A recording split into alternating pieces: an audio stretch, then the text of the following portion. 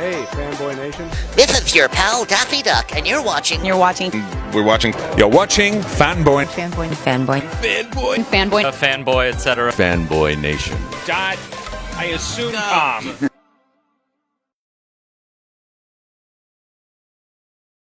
This man is an actor, magician, dancer, digital creator, YouTube sensation, and all that led for him starring with Liam Neeson in the sequel to Ice Road 2 Vengeance. Saksham Sharma, how are you today? I'm good, thank you. How are you? Listen, man, I get to talk to you. We get to crack jokes about the Wallabies losing to the All Blacks at some point yet again, which is first of all, you're Australia. You're bigger than New Zealand. You picked the Wallabies as the national team. You know, couldn't have been the Roos, couldn't have been something else, but it had to be the Wallabies. No, you know, I mean, they're cute. Come on. You know, you're an actor, you're a magician. So first of all, let's get into the magic before we get into the film, because the other day I was speaking with a friend of mine who went to the Magic Castle in Los Angeles. And so it's just timely enough to talk about magic. How did you get into magic before anything else? So I got into magic when I was around 10 years old. I came from India to Australia, and my parents were migrants, and so I couldn't really speak English very well. And what happened was my mom actually taught me like a magic trick to like make friends at school, and that's kind of how it began, and that's how the journey of magic began. But I think it really clicked me when I did this talent show and I won like $1,000 prize when I was around 15, and I was like, oh my God, like this is kind of cool. I can do magic and make some money, and I'm making people actually happy, and so that was a beautiful experience. So just doing that, I guess that led to Australia's Got Talent, and I started performing magic on, a larger stage.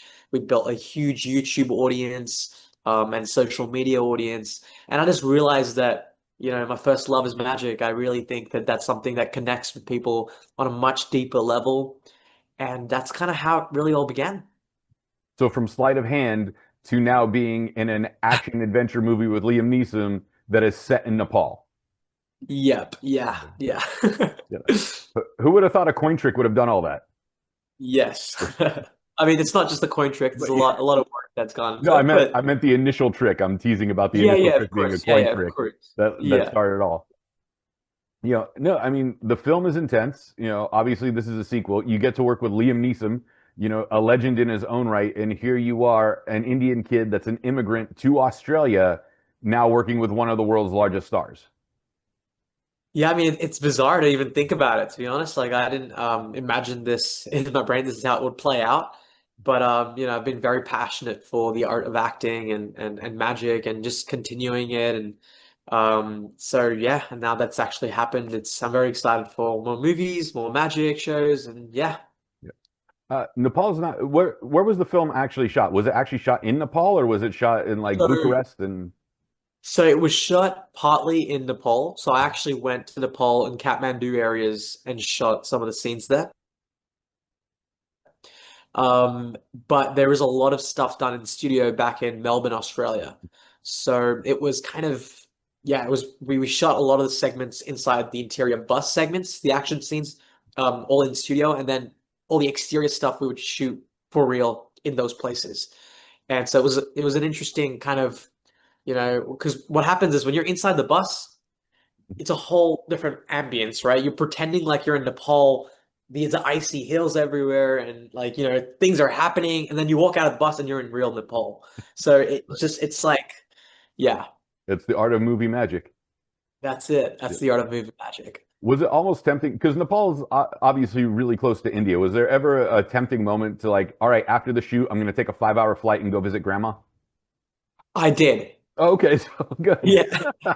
I actually, so after I finished the movie, I was so close to India. So I was kind of like, I met my grandparents. I also went to Mumbai. I met some casting over there and stuff. So yeah, I spent like a month there after the movie, in India, and then I flew back to Australia. So I did do that. Yeah. See, I was just teasing, and here it did come to fruition. So that's even better. Yeah, you can predict the future, mate. That's the really cool trick there. If only I could predict winning lottery numbers. Yeah, that would be cool. Yeah. So the film is intense. Everything that's going. Take us through the audition process, because you were known for magic. you've become a YouTube sensation, and here we go, it translates into a major motion picture. And this isn't your first film, but this is at the time the largest film that you've done. Yes. So, I mean, the audition process, like I've been, doing magic for a long time, but I do, I've trained at Lee Strasberg Acting Institute in LA. So I have studied acting. And so when the audition kind of came, I submitted two self-tapes for different scenes. But at the time, I had no clue like this is such a large part of a movie. Like I had no idea. I just knew that these smaller scenes and that's what it would be. So I submitted those and didn't get like I was told I was in the director's cut, but I didn't know like what that really meant. And yeah, 6 months later, I got told I've been cast in the movie. So yeah, that's kind of how that led. You, Sorry, are you frozen? yeah, I think so. Bear with me one moment, all right? Yeah. Sorry. You got to love technology. Yeah. Okay, there we go. Sorry Yeah, about that. no worries. Yeah. So yeah, what I was saying was, yeah, like later, 6 months later, I got the audition, and I met the director in Melbourne, and he's written like Jumanji and some crazy films. So when the first time he met me, he was just like analyzing me. He was like, "This is my character," and I did some magic tricks to the producer. While like my first day in, I didn't even know that he was a producer, and he was sitting nearby, and I just did some tricks for him while I was waiting for the director to come, and then he told me he was like, "Oh, I'm the producer of the movie," and I'm like. Oh, damn. Interesting. And so then after that, that just spread like fire. Like he told it to his other producers, that went to Liam Neeson, and then Liam Neeson's like, show me a trick, and then then it was just the whole thing. Right. Yeah, Jonathan Hensley, is the writer director of this film. He wrote Armageddon, The Punisher, the original The Ice Road, The Saint, one of my all-time favorite Val Kilmer films. So you were in good hands with this one. Yeah, he was incredible. He's very intense in terms of the way he films. His energy on set is just next level. Yeah, I mean, he would literally do some of the stunts before he would ask his cast to do it. He's just so physical. He would just jump on the bus, be like, "This is what it needs to look like. How's the shot looking?" Then he would look at the camera. Like he is intense, and he's very fast. Like when he shoots, he's shooting like crazy. So yeah. So I'm going to ask you the most Indian question I could ask, since you're from South Asia, my family's from the Middle East, I'm from West Asia. What master's degree did you have to get first before your parents are like, now you can become a performer? So I got a degree in marketing and media. So yeah, I got that degree first, and then I mean, while I was doing that, I was doing a lot of magic and things. So it was like side by side. But sorry, my voice is a bit. It's okay. Okay. But yeah, but my parents are very supportive. That being said, like they're not like the traditional Indian parents that sometimes don't allow this stuff to happen. They're very supportive, and so I've been very blessed to have them. Yeah, Well, usually for those of us from continental Asia, we have to get some sort of degree first before we're allowed to follow a passion. that is true. Yeah. That way they can brag about the degree that you have, so there's something to tell your auntie. Yeah, the film is wonderful. It's action packed. When you get to now pull back and be an audience member in something that you've performed in, do you overanalyze yourself, or do you allow to separate yourself from the material and enjoy the film for what it is? It's hard because like, you've worked so hard for the movie, and when it comes to screen, you really the first watching is very analytical. That's definitely, it's like, oh my God, like this is what it looks like, right? And you just have to kind of take it in. And then you start like, and you just rely on other people's reactions. Like I took my sister to watch the movie with me, and so like she was loving it, but I was like, oh my God, like maybe that could have been better. That could have been like, so in my brain I was thinking, like, oh maybe I could just do that. But then she was like, I didn't even notice these things. What are you talking about? And I was like, yeah, maybe it's just like maybe it's just in my head. Like who knows? So the first one is definitely analytical, but now when I watch it, I much more enjoy the film and just watch it as a movie. So yeah. Right, because there has to be moments it's like, oh, my ears twitch this way when I lift my eyebrows. What happens with this way? Oh, do I smile really like that? So I completely understand what you're talking about in that regard. I mean, it's not specifically like do a smile like that, do it like that, but it's just like, we've worked really hard for the film, not just me, but the entire cast, Right. right? So we've had certain chemistry moments inside, and so when we watch it back and we see that, sometimes some takes don't make it Mhm. because of various reasons, right? Maybe like sometimes it doesn't make it into the set, and you're just like, oh, that scene, like I wish was there, but there was obviously a reason it was cut out because of certain things. So when the whole cast watches it back, they're like, oh, that could have been really good, that could have been. But then there's moments where we're like, wait, that's what that looked like? Like that's crazy. So there's definitely a flip side of both sides where we like one, we don't even know what it sometimes looks like, and then one we're like, oh, I wish that scene was there. So yeah, Yeah, from green screen to final cut. that's right. No, I'm excited for you because this is a major deal for everyone. Well, for I mean, you're in there with Bingbing Fan who plays Danny. Marcus Thomas is Gertie. It's just this big cast of people that are extremely talented, yourself included, making this film work. And when you make sure that the final product is complete, and now you get to sit back and see it, the reaction obviously is exciting. And you mentioned your sister. Does she now have bragging rights with her friends and going, look what my brother did? Yeah, I guess so. Yeah, she's in uni right now. She's studying medical, but yeah, I think she's definitely posting it everywhere and talking about it. So yeah. So your sister is going to be the doctor. You're the performer, but you got to work with Liam Neeson, so that gives you more bragging rights till she becomes a doctor. I mean, I don't think I'll ever beat her in terms of bragging rights. I think a doctor would always be at the highest level in the family. So yeah. Until you win the Academy Award, then you surpassed her at that point. We'll see about that. Listen, we have high hopes for you. Yeah, thank you. Yeah. I mean, with all your success coming through, and we tease about the parents forcing you to get a degree. That's just a cultural thing, and obviously you said doctor is higher than anything else. Uh, is that type of sense of humor is what keeps you humble and able to crack jokes and sometimes be a little self-deprecating in regards? Because this is a big deal in working in this type of film and in this industry, but you still someone that has that excuse me, that's level-headed and not like you didn't let this go to your head and become all of a sudden a diva where you're snapping your fingers at people to get you coffee. No, no. Yeah, absolutely not. I mean, for me, it's like I'm really passionate for the art form of magic or acting and making movies. So for me, it's like I feel like I'm doing a service by doing this, and so yeah, for me, it's like just making people happy, making people like sometimes you don't know how people feel when they come into the cinema. So I just feel like for me, that's what keeps me, I guess, humble and everything because that experience of people smiling and people being happy and telling stories is what drives me. It's nothing other than that. So What yeah. when you get to tell an action story, you know, what's the level of excitement there? Because there's the adrenaline rush on set. You're doing these stunts. There's that push pull where you have to turn it on for the intensity of the scene, and then it's like cut, reset. All right, we're gonna take three, for example. Like, how do you find the balance of having the adrenaline rush and then pulling back, refocusing, and then bringing that intensity right back into it?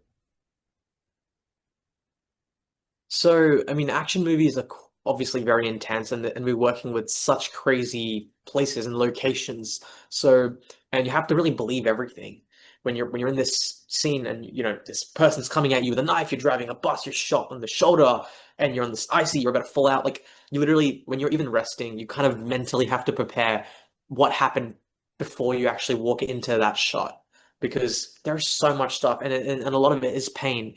So there's definitely a lot of like work. Like I do a lot of push-ups before I do a shot, just so my body is just warm and active. So I think the biggest thing was like for me, like, is I never wanted my body to be cold. I just wanted to be really hot all the time, just so then when I walk into the scene, it doesn't look like someone who's been chilling, resting, and having a coffee. Like it should look is on set, you're literally just sitting down, and then you would walk in and do your take. For me, like I needed to prep that and do those scenes. I think Liam and Fan Bingbing, they're like incredibly talented. So because they've done so many movies, they just know how to rest and still be able to do this and their own thing. And they've taught me a lot of things that I've picked up, and I'm like, oh, like that's a very smart idea. Like, some tips with Liam has been really phenomenal that have helped me in my performances. So, and again, this is my first action movie, so hence I was probably more, I guess, trying to get into the moment and do those things. Yeah. What's one key lesson that you learned from either Liam or from Bingbing where you sit there and go, it's so obvious, why didn't I realize it? Like it's one of those aha moments that should have been an easy cue, but now it's like an epiphany when they revealed it to you. I think there was this moment with Liam where we were doing a take, and he was doing this, and I was doing a scene, and the sun was coming in my eyes, so I was kind of squinting while saying my lines, right? And so he's like, stop right there. He's like, I want you to close your eyes, and I was like, okay. He's like, I want you to look at the sun, towards the sun, and just stay there for a minute, and then look back at me, open your eyes, turn the camera on, let's take the shot. And then my eyes would just open and I delivered the shot. And then I saw the take back and I was like, oh, okay. So now he's like, in movies, it looks better this way. I was like, that is so true because it actually looks like it's nicer. So that was an interesting kind of tip from him. And from Fan Bingbing, it was I was doing this scene where I don't want to like spoilers, but someone dearly that I love dies in the movie. So I was kind of reacting to this scene.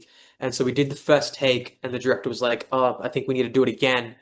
And so then Fan Bingbing comes up to me, and she's like, "Just work on your breath.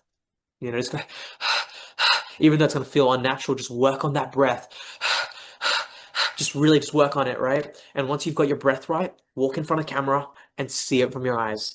And I think that was like, that take was phenomenal. And when I see it in the movies, and I'm like, when I did it initially, I didn't think it was that realistic because I was like, oh, I feel like I'm faking it. But then I saw it on screen, and I was like, oh, whoa, this actually looks much better than how I was trained to perform.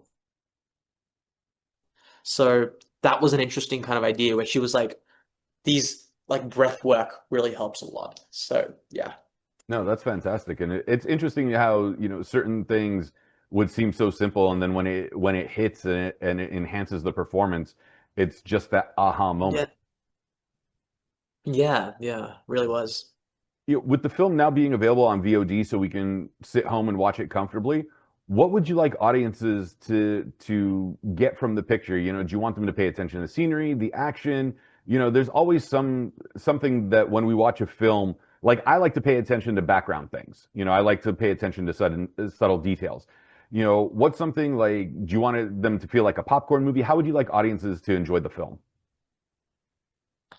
I think I mean, it's all about survival, right? The whole film is basically survival. And the whole message is the life is for the living. That's what the film is kind of all about. So for me, it's like when people watch it, switch off their brains and just watch it for some crazy action. Watch it, for your classic Liam films, and watch it with going home being like, the life is for the living as the core message of the movie. So that's kind of what I would say. And yeah, watch it for me. I think I did pretty good in it. You're not going to get an argument from me. You did well. Saksham Sharma, thank you so much for your time today. Where can we find you on social media if we want to connect with you? Yeah, you can search up Saksham Magic on YouTube, TikTok, Instagram. Yeah, I'm pretty active on Instagram, so you guys can reach out there. So yeah, that's me. All right. And I'm going to leave you with a magic question, not a reveal question, but a trick question. What is your personal favorite trick that you perform? And what's one, no matter who's performing it, you always enjoy seeing? I love performing mentalism, so mind reading. I love reading people's minds. I think that is definitely up there. I think it's like guessing people's passcodes of their phones. I love that stuff. So that's personally, I love doing that. And seeing other people perform, I love seeing very good sleight of hand because I know how hard it is. I know it doesn't look as magical, but very good sleight of hand, like even a vanish of a card or, color changes of playing cards. Those things are very difficult to do with a certain level of dexterity and cardistry, which I've practiced over years but when I see it done flawlessly, and I haven't seen it much, when I see it done flawlessly, it makes my day. So yeah.